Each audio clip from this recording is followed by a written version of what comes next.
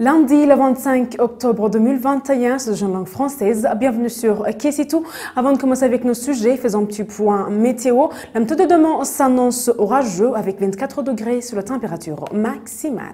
Débutant l'actualité ici au Rwanda, les dirigeants de l'Union africaine et de l'Union européenne soulignent le rôle des partenariats dans la lutte contre le Covid-19.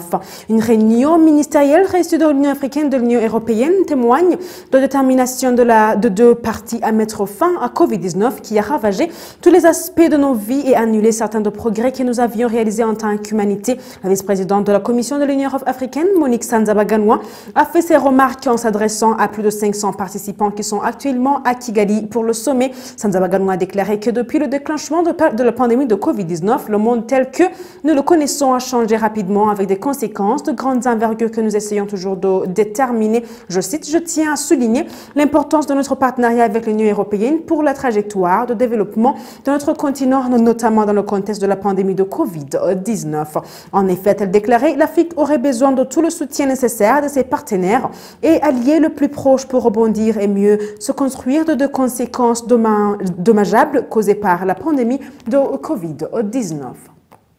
L'actualité maintenant en Afrique, visite au Mali. La délégation de l'ONU appelle le retour à un pouvoir civil. Arrivée à samedi à Bamako, la délégation du Conseil de sécurité de l'ONU a appelé le Mali à revenir à un pouvoir civil après de putsch en 9 mois dans une région en proie aux violences djihadistes et intercommunautaires. La délégation du Conseil de sécurité de l'ONU en visite au Mali rencontrait dimanche 24 octobre des acteurs de la transition vers un retour au pouvoir civil après 2 putschs en 9 mois dans ce pays en proie aux violences djihadistes et intercommunautaires. Les autorités de transition maliennes affichent ouvertement leur volonté de rapporter les élections présidentielles et législatives prévu le 27 février 2022 dans la communauté des États d'Afrique de l'Ouest exige la tenue à la date fixée. Le Conseil de sécurité de l'ONU veille en respect de délais électoraux après les 2 putschs de 2020 et de mai 2021. La délégation accueillie par le ministre malien des Affaires étrangères Abdoulaye Diop et co-dirigée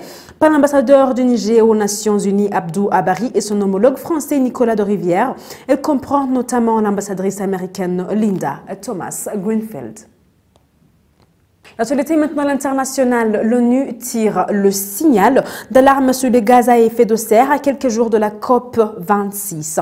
Les concentrations de gaz à effet de serre, facteur de réchauffement climatique, ont atteint à 2020 de niveau record, a alerté l'ONU lundi alors que le COP26 sur le climat s'ouvre à Glasgow le 31 octobre. Dans son dernier bulletin sur le principal gaz à effet de serre publié lundi 25 octobre, l'Organisation météorologique mondiale, OMM, une agence des Nations Unies, montre qu'une fois encore, les concentrations de l'atmosphère ont atteint un sommet en 2020. Le ralentissement de l'économie imposé par la pandémie de Covid-19 n'a pas eu d'incidence perceptible sur le niveau et la progression de gaz à effet de serre dans l'atmosphère malgré un recul temporaire de nouvelles émissions. À l'international toujours, le volcan Cumbre Vieja aux Canaries, près de 70% de l'île recouverte de cendres. Le volcan Cumbre Vieja continue de cracher de la lave sur l'île espagnole de La Palma, dans l'archipel de Canaries, une éruption qui dure depuis un mois et ne semble pas près de se terminer. Voilà qu'on est maintenant à la fin de notre programme aujourd'hui. On se retrouve demain à la même heure, à la même station. Passez une très agréable soirée. Au revoir.